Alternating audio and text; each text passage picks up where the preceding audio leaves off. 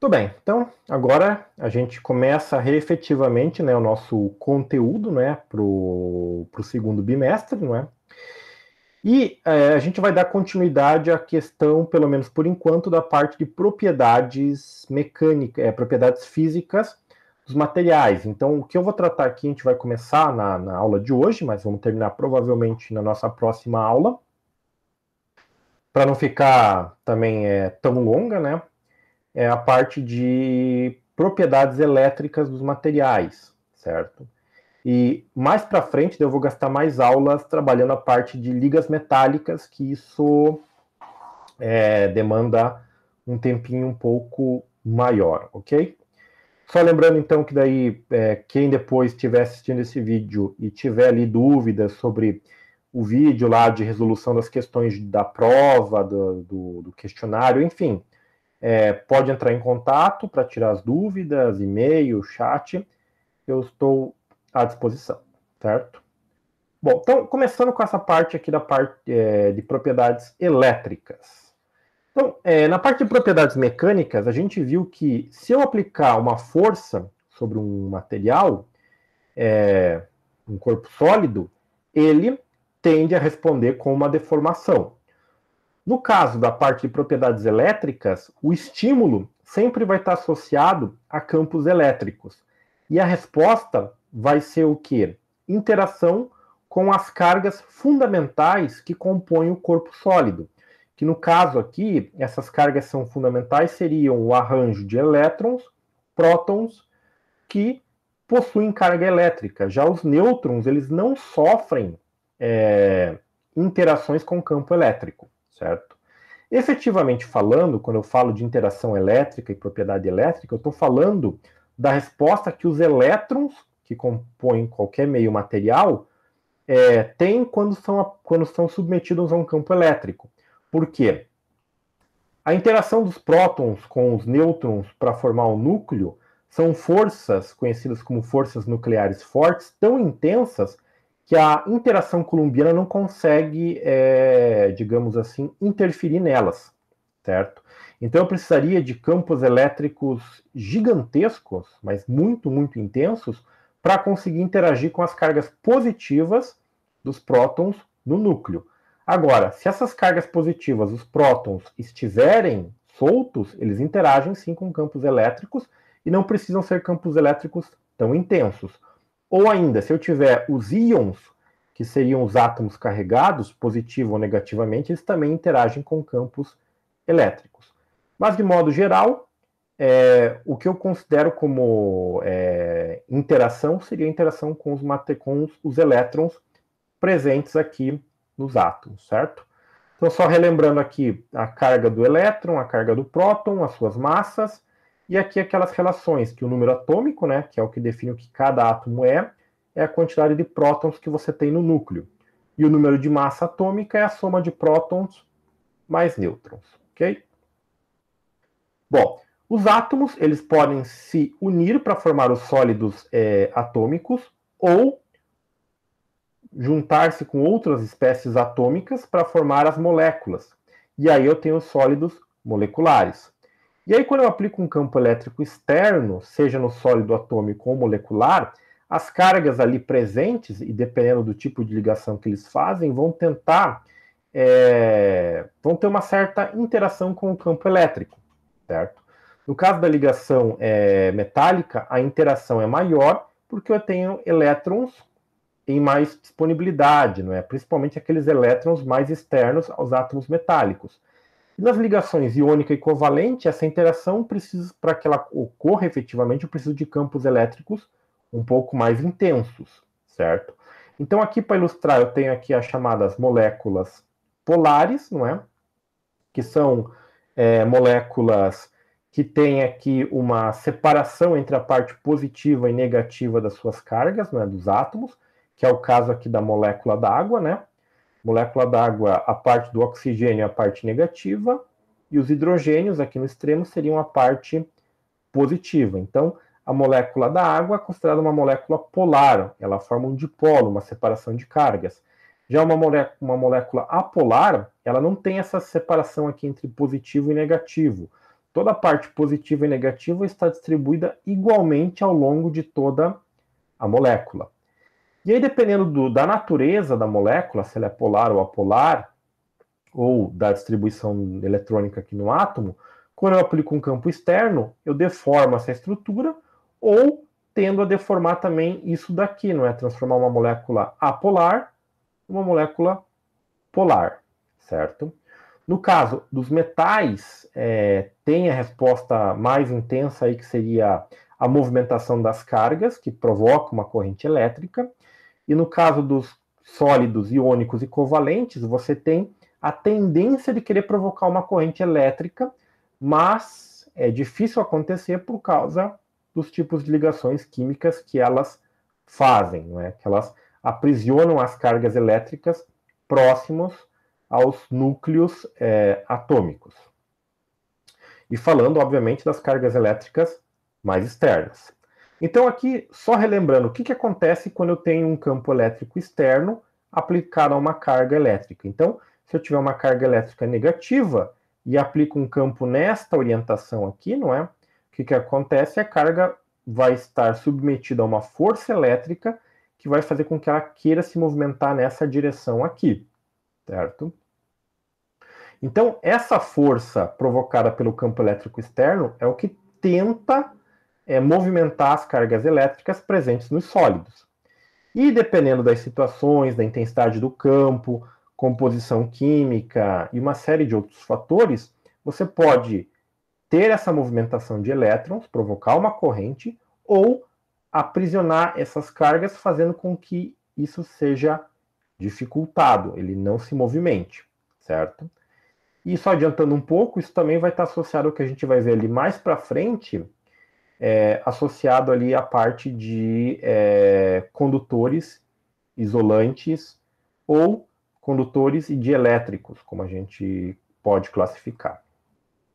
Então, olha só, se eu tiver uma carga elétrica livre no espaço, não é?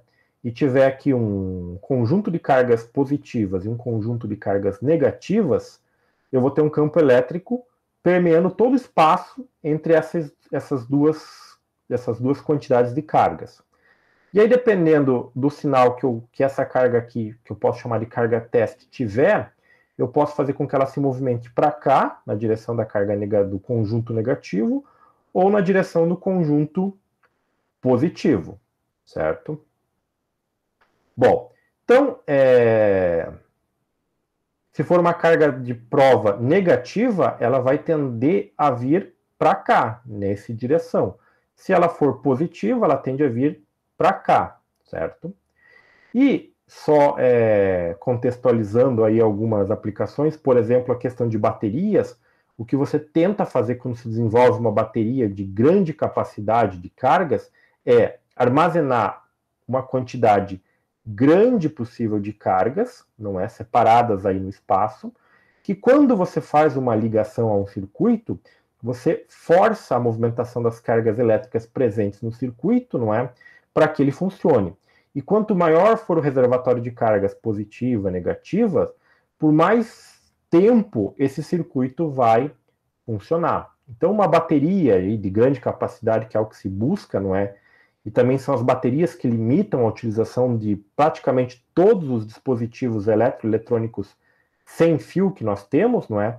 É o que permitiria aí você, por exemplo, ter celulares, por exemplo, como os mais modernos, né, os smartphones, que trocam dados aí constantemente, que a bateria dure mais do que 2 dias, não é? Se a gente fizer aí um exercício de memória mesmo, os primeiros telefones celulares, quando tinham baterias bem desenvolvidas, elas duravam aí coisas de 1 semana, até mais, não é? Justamente porque o uso delas não era tão, digamos assim, requerido, certo? Bom, então, só complementando uma outra informação, que quando eu falo de movimentação de cargas elétricas, os condutores metálicos, eu vou estar falando de movimentação de elétrons. E nos sólidos ali iônicos, eu vou estar falando de movimentação de íons. Já nos materiais que são covalentes, que fazem a ligação covalente, que são os poliméricos, geralmente eu posso ter alguns elétrons e alguns íons. Na maioria, elétrons, mas não muitos, ok? Bom, então, se eu tiver um conjunto de cargas aqui, como eu mencionei, tenho lá um campo elétrico que vai estar permeando todo o espaço entre esses dois conjuntos, e qualquer carga livre vai tentar se movimentar conforme o campo, dependendo do seu sinal, certo? E se eu tiver um espaço aqui com meio material, esse meio material vai ter influência sobre a movimentação desta pequena carga aqui, dificultando ou facilitando, dependendo do meio material sólido que eu tenha entre esse campo, ok? Bom, aqui é uma imagem de metalografia para um condutor muito comum que é o cobre, certo? Então, o cobre, a gente sabe que ele é um policristal, no caso aqui exemplificado, não é?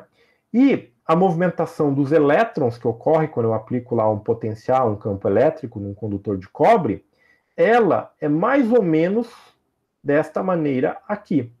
Então, aqui, analisando a movimentação dos condutores, não é, dos materiais metálicos, do ponto de vista microscópico, o que acontece é isso daqui. Então, se você tiver um cristal, ou melhor, um policristal de cobre, numa fiação, que é o mais comum, e quando você liga essa fiação a um circuito externo, aplica uma diferença de potencial, um campo externo, os elétrons aqui presentes vão tentar se locomover conforme o campo externo aplicado.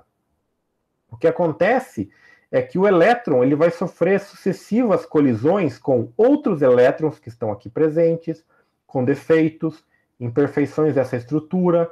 Quando ele chegar na fronteira de um grão para o outro, não é? Ele vai estar acostumado com uma orientação cristalina, ele vai encontrar outra orientação cristalina, certo?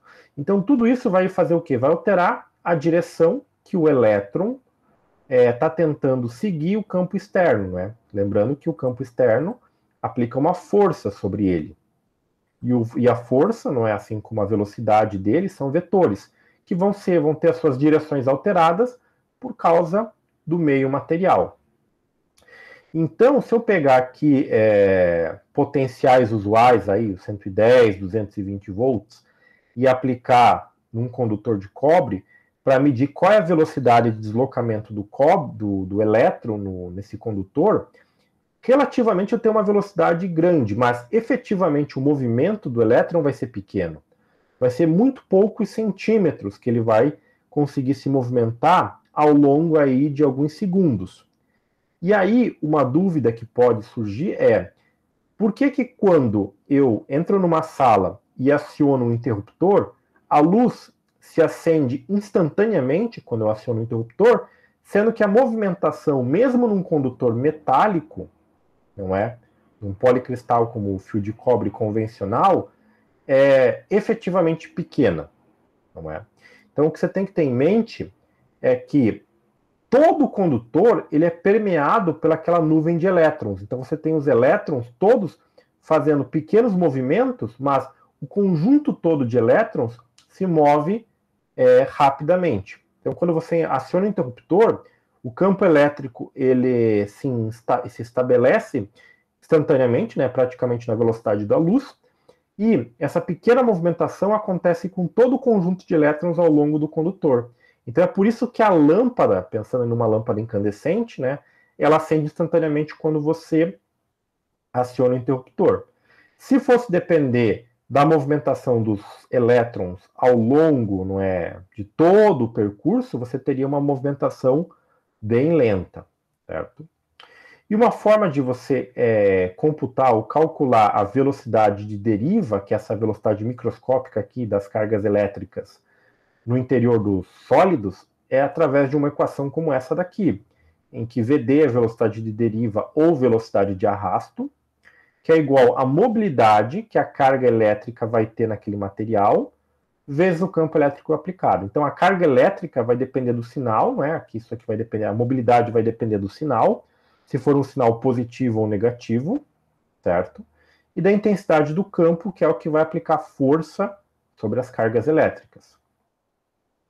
Outra forma de eu medir a chamada condutividade do material, que é uma medida aí da sua capacidade de locomoção dos elétrons, do ponto de vista microscópico, é através dessa equação aqui. N, que é o número de portadores que eu vou ter num certo volume do material, ou distribuído numa certa área do material, vezes o valor da carga elétrica, não é? O valor de E, que pode ser positivo ou negativo, né? No caso, se for os elétrons, esse cara é aquele valor que está lá no começo, só que com sinal negativo, vezes a mobilidade do elétron, certo?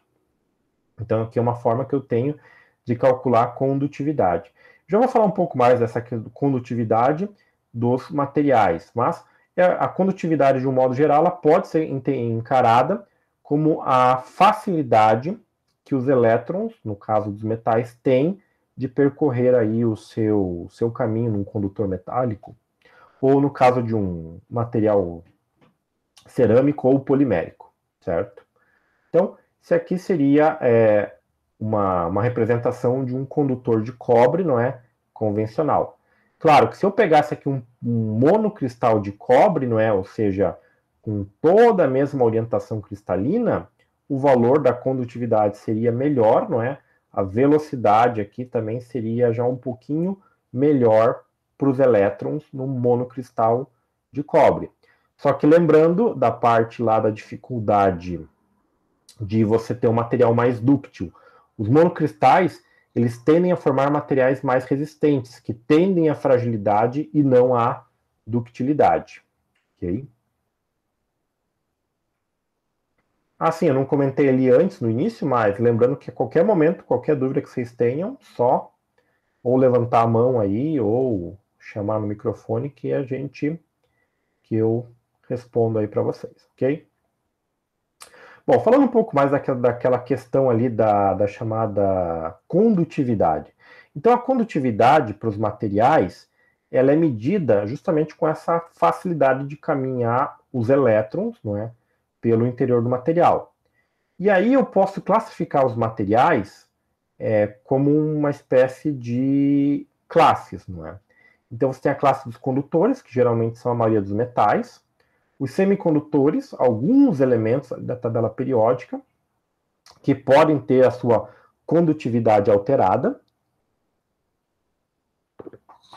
mediante aí, por exemplo, processos de difusão, mediante processos químicos, processos físicos, e aí permitem a produção dos semicondutores, que são os responsáveis aí por toda a tecnologia que nós temos, e os materiais isolantes, que eu posso utilizar aí para que eu não tenha condução elétrica quando ela não é desejada. Então, olha só, a condutividade ela é dada em termos de ohms, metro na menos 1, ou Siemens por metro, não é? Que seria uma outra unidade que aparece para ela. E aqui eu tenho dos mais isolantes para os mais condutores. Então percebam que os condutores vão ter condutividades da ordem de 10 na 4 até 10 na 8, né? Ou 1 metro na menos 1. Enquanto que os isolantes estão aqui na faixa de 10 na menos 18, né? Até 10 na menos 8. E aqui alguns materiais. Então olha só, o quartzo, madeira seca, o cloreto de sódio, que é um sólido iônico, o polietileno, material polimérico, o poliestireno, borrachas sólidas, porcelana e o dióxido de silício aqui, mica, que é basicamente um minério também com estrutura parecida com o quartzo e ligação iônica, o vidro e por aí vai, não é? E aqui os metais, né? Ferro, prata e cobre, certo? Então, dependendo também da aplicação que eu quero em termos de condutividade elétrica, eu posso preferir alguns materiais metálicos para conduzir do que outros. Então, por exemplo, para a questão de tecnologia, não é, de fabricar aí os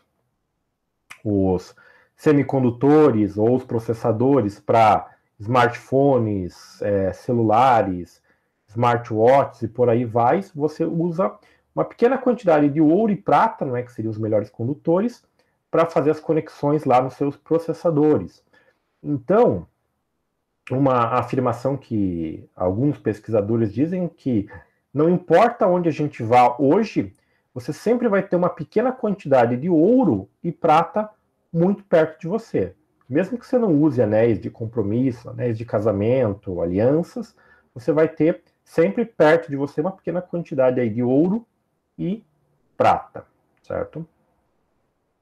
Bom, então, avançando aqui um pouco mais nessa questão da condutividade a nível microscópico, uma coisa que a gente viu lá atrás na parte de estrutura dos materiais, quando eu falo de estrutura atômica e molecular, seriam os diagramas, né, ou melhor, os níveis e subníveis, né, que estão aqui representados naquele diagrama conhecido como diagrama de Linus-Pauling, que você fazia aquela configuração eletrônica, não é, justamente para que você pudesse ter a distribuição dos elétrons na eletrosfera para o átomo.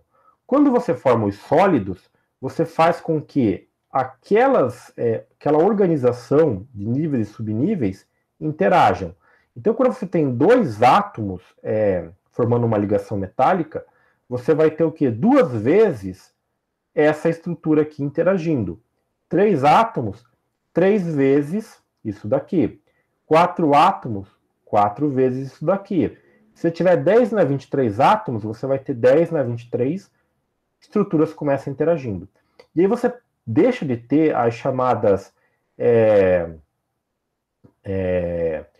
níveis e subníveis para ter as chamadas bandas energéticas que vão ser ocupadas por elétrons. Então isso daqui é um conceito para descrever justamente esse nível microscópico aqui de organização dos sólidos, que seriam chamadas bandas preenchidas. E, dependendo do tipo de material que você tem, muitas vezes você vai ter essas bandas aqui com espaçamentos, que seriam chamada nível de energia proibido, ou seja, os elétrons eles não podem ocupar esses valores de energia aqui. Então, eles geralmente ficam em níveis chamados de níveis ocupados ou bandas ocupadas, e se eles quiserem transitar para esses níveis superiores, que seriam as bandas desocupadas, eles precisam ganhar energia suficiente para fazer essa transição, passando por essa faixa de energia que eles não podem ocupar. Geralmente, para os materiais condutores e isolantes, isso daqui não tem tanta importância. Isso aqui vai ter mais importância em termos dos materiais semicondutores, não é? Formação dos materiais lá para os chips e para os processadores de computador na questão dos semicondutores. Mas a gente vai falar em aulas futuras sobre essa questão dos semicondutores e eu vou detalhar um pouquinho mais. Mas o importante que tem que ficar aqui é justamente isso, né? Que quando eu tenho 10 na 23 átomos interagindo, tudo isso daqui vai interagir para formar essas, digamos, estruturas energéticas, ok? E, no caso aqui dos materiais condutores, o que acontece? Ou melhor, voltando aqui. Quando os elétrons estão no seu estado fundamental de energia, eles ocupam essas bandas de energia aqui, que são conhecidas como banda de valência. Quando o elétron ele recebe energia do meio externo, ele pode transitar da banda de valência para os níveis superiores que estão desocupados, que são conhecidos como banda de condução. A banda de valência e de condução podem ser encaradas como esses níveis e subníveis que estão preenchidos ou não preenchidos, certo? Então, se o elétron de um átomo ganha energia, por exemplo, vamos pegar um átomo que tem até distribuição 2p6, certo? Aqui ele podem caber 6 elétrons. Se esse átomo ganha um pouco de energia, esses elétrons mais de fora aqui, eles podem passar para o nível energético seguinte, não é? Para buscar uma espécie de equilíbrio. Então, o que acontece? 2 ou até 3 desses elétrons, ganhando energia, eles passam do nível 2p para o nível 3s, para o nível de energia maior, certo? Então, isso pensando para um átomo. Se eu pensar aqui para 10 na 23 átomos, o que vai acontecer? Alguns desses elétrons ganhando energia suficiente, eles partem da banda de condução, da banda de valência, para a banda de condução. E esse espaçamento separado aqui, né, dessa chamada energia proibida, também dita a questão da condutividade elétrica. Então, os metais, de modo geral, eles têm a banda de valência e a banda de condução sobrepostas, no caso de alguns metais, ou eles têm a banda de valência e parte de uma banda de condução, certo? Sobrepostos.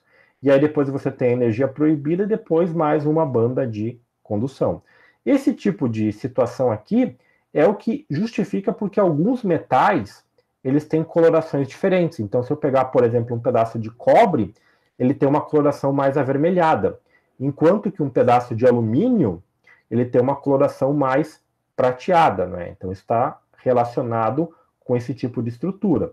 Quando a gente fala de propriedades ópticas dos materiais, a gente detalha um pouco isso, mas está ligado a esse tipo de estrutura de bandas aqui. Os materiais semicondutores têm uma separação pequena, não é? Enquanto que os materiais isolantes têm uma separação muito grande entre a banda de valência e a banda de condução. O que quer muita energia, não é, para que os elétrons pulem para poder, de uma banda para outra, para fazer a condução elétrica, para participar de uma corrente elétrica externa, ok? Uma forma de você encarar esse tipo de situação aqui, imagine que você está olhando aqui de cima 3 situações de prédio. Então, isso aqui poderia ser o topo de um prédio, aqui o topo do outro prédio, e aqui a separação entre eles, certo? Nesse caso aqui, o topo desse prédio e desse prédio, eles estão muito próximos, então você teria um vão pequeno aqui de poucos centímetros entre eles. Aqui o vão já aumenta, não é, para poucos metros, não é, 1, 2 metros no máximo, e aqui o vão de separação entre os prédios, entre o topo de um prédio e o outro, é da ordem de 10, 20, 30 metros. E se você for uma pessoa que está no topo deste prédio aqui, quiser pular para o topo desse prédio vizinho, nessa separação aqui é mais fácil do que nessa. É a mesma coisa com a questão da locomoção dos elétrons nos meus materiais, né? Sejam isolantes, condutores ou semicondutores. Os condutores, a separação por ser pequena, a transição dos elétrons é muito fácil. Ou, claro, inexistir essa separação. Dos materiais isolantes, a separação é muito grande, então você tem que aplicar muita energia para ter esse salto dos elétrons aqui, ok? Então, trabalhando aqui um exemplo numérico, não é? Primeiro exemplo, utilizando aquela equação dessa velocidade de deslocamento para ver qual é o tempo de percorrer aí um certo comprimento num cristal. Então, olha só, no item A, calcule a velocidade de arraste dos elétrons no germânio a uma temperatura ambiente, quando a magnitude do campo elétrico aplicado é de 1000 volts por metro. E no item B, sob essas circunstâncias, quanto tempo um elétron leva para percorrer uma distância de 25 milímetros no cristal? Então, o germânio é um metal, né, que é considerado um semicondutor, né? A sua condutividade ela é pequena, comparada aqui com outros metais, como o cobre e a prata. E é um dos semicondutores naturais que nós temos aí presentes na tabela periódica. Então, para calcular essa velocidade de deslocamento, eu preciso da mobilidade, que no caso do elétron no germânio vale 0,38 metro quadrado por volt segundo, né? Então é assim que você dá a unidade para essa mobilidade. E o campo elétrico. Então está aplicando um campo elétrico externo bem intenso aqui, 1000 volts por metro. Então, se eu considerar esse campo e essa mobilidade, nessa equação aqui, fazendo este produto, eu vou ver que a velocidade dele é de 380 metros por segundo, certo? É uma velocidade bastante expressiva. Agora, depois façam esse cálculo considerando campos elétricos menos intensos, tipo 100, 10, 1 volt por metro, aí vocês vão ver como essa velocidade aqui vai cair, certo? Beleza, então tendo essa velocidade aqui de 380 metros por segundo, para calcular o tempo que leva com ela para percorrer 25 milímetros do cristal, eu posso partir daquela equação, não é? Que diz lá que a velocidade é a distância pelo tempo. Só que aqui eu já escrevi ela direto como tempo igual a distância pela velocidade, né? Eu só troquei esses dois caras aqui de lugar. Então, distância dada em metros, né? 20, 5 vezes 10 a menos 3, divididos por 380. Isso vai dar 6,6 vezes 10 a menos 5 segundos, ou seja, um tempo bem curto. Mas se você ver depois ali as velocidades menores, você vai encontrar tempos maiores para percorrer 25 milímetros do cristal aqui, certo? Bom, então, até esse ponto aqui, a gente está considerando a questão da condutividade, não é, a resposta ao campo elétrico, do ponto de vista microscópico, ou seja, considerando estrutura policristalina, policristais e coisas do gênero. Agora, quando você vem para escalas maiores aqui, a gente já começa a ter a chamada aplicação da lei de Ohm. Lei de Ohm, ela relaciona o potencial aplicado num certo material, não é sólido, com a corrente elétrica estabelecida nele. E se o material for ômico ou obedecer à lei de Ohm, ele vai ter uma relação linear, cuja inclinação dessa reta, digamos assim, é dado pela resistência, que está associada com a geometria do meu condutor e do material que ele é feito, certo? Então isso daqui é pensado para níveis macroscópicos, para objetos em escalas de tamanho mais palpáveis para nós. Enquanto que tudo que foi visto até aqui, né, essa questão das bandas de energia, da velocidade de deslocamento aqui, é para escala microscópica. E essas, digamos, duas escalas de tamanho, com essas teorias até aqui vistas, né, elas são complementares. Então, se eu começar a reduzir a escala de tamanho, eu vou ver que isso daqui se adequa ou se adapta para aquelas equações que eu vi ali atrás, certo? Então, eu tenho equações como essa daqui para nível microscópico. Bom, então, a lei de Ohm está aqui, né? Potencial igual a R vezes I. E aqui eu tenho que a resistência, pensando num corpo, num sólido físico, geométrico, é igual a ρ, que multiplica L sobre A. L é o comprimento do condutor que eu estou considerando, A é a seção transversal dele, certo? O ρ está associado à característica ou ao tipo de material, que é chamado de resistividade elétrica. E o inverso dele, que é a condutividade elétrica, representado aqui, sigma igual a 1 sobre ρ, está associado à natureza do material. Então, aquele parâmetro de condutividade que eu vi aqui atrás, esse sigma, é o mesmo sigma que está aparecendo nesta equação aqui, certo? Que também está relacionado naquela figurinha, não é? Nessa linha de condutividade do material. Então, o sigma fornecido aqui e o sigma dessas duas equações é justamente o mesmo, é a condutividade do material. E aqui eu também posso classificar o material como um dielétrico ou como um condutor. Então, os dielétricos seriam basicamente os isolantes e os semicondutores, e os condutores seriam os metais, certo? Do ponto de vista teórico, os dielétricos eles têm uma condutividade muito pequena, não é? Tanto é que o dielétrico perfeito tem a condutividade nula, enquanto que os condutores têm uma condutividade infinita, não é? No que eu tenho mais próximo da realidade é que os condutores eles têm um valor de condutividade muito alta, mas não é infinita, enquanto que os dielétricos têm uma condutividade pequena, não tende a zero, não é zero, mas é um valor muito próximo do zero, ok? E essa equação aqui, geralmente é o que eu utilizo quando eu estou trabalhando com propriedades macroscópicas. Então, por exemplo, vou dimensionar um condutor elétrico lá para complementar um circuito elétrico. Então, com base na corrente que eu sei que vai circular, no potencial aplicado e no tipo de condutividade do material, eu posso otimizar esta geometria aqui.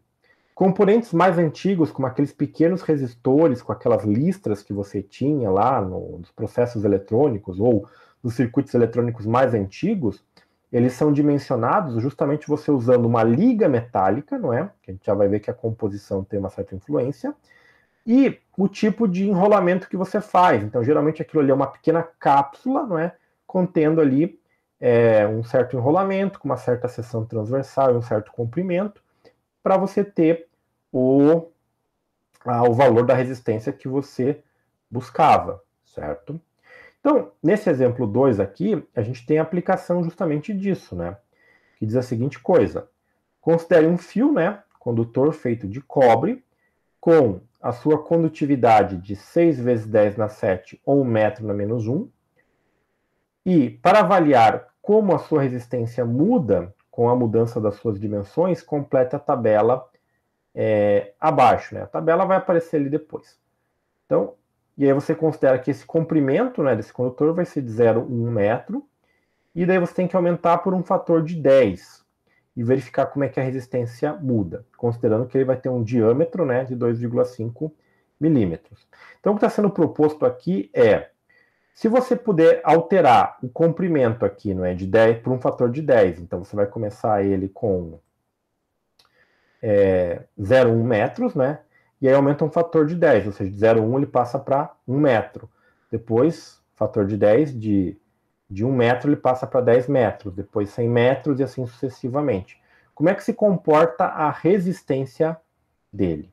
Sendo que a sua área de seção transversal não muda, vai ser baseada nesse diâmetro aqui, e o material também não vai mudar, vai ser o cobre.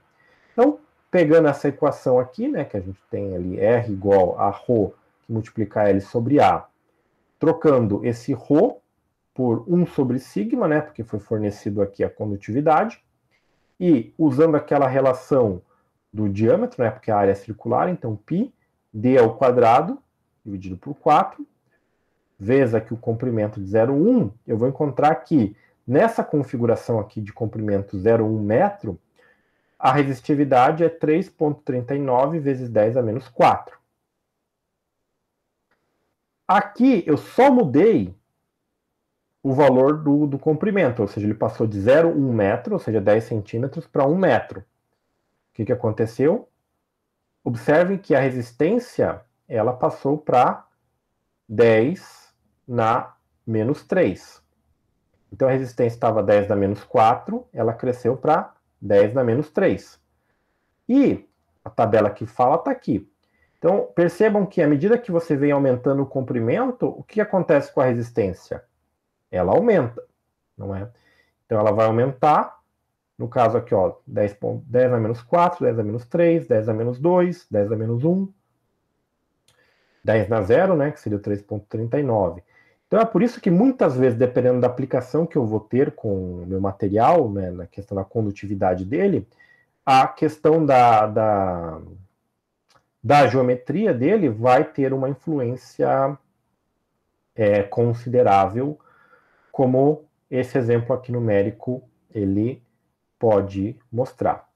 E daí, só para encerrar, no caso, essa parte dos condutores hoje, é a questão da composição do metal, né, no caso da liga metálica. Então aqui a gente tem a resistividade, né, aqui esse eixo horizontal é a resistividade, aqui a temperatura, não é? E aqui os gráficos de composição para uma liga de cobre e níquel. Então se eu tiver o cobre puro em temperatura ambiente, ele tem um certo valor de resistividade, que começa a aumentar se eu misturar níquel na composição da liga. Então aqui, subindo, eu tenho uma liga com maior composição de níquel, com maior concentração de níquel. Isso faz com que a condutividade diminua, ou seja, a resistividade aumente. Então, a questão da condutividade total do meu material, né, ou da resistividade, vai depender da temperatura, das impurezas que eu tenho, não é? E a condutividade ou a resistividade relacionada ao material como um todo, certo?